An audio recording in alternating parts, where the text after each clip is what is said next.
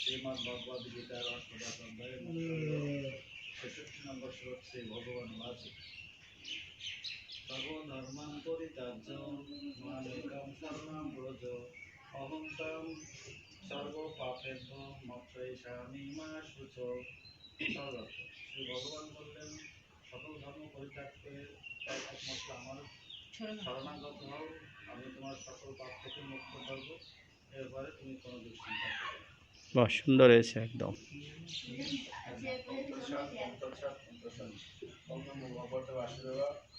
ভগবদ্গীতা অষ্টাদশ অধ্যায় মোক্ষয় শ্রী ভগবান সর্বধর্ম পরিত্যাগ মামেকং শরণং ব্রজ হম নাম অহং ত্বং সর্বপাপেভ্যো সর্বপাপেভ্যো মোক্ষয়িষ্যামি মা শুচো।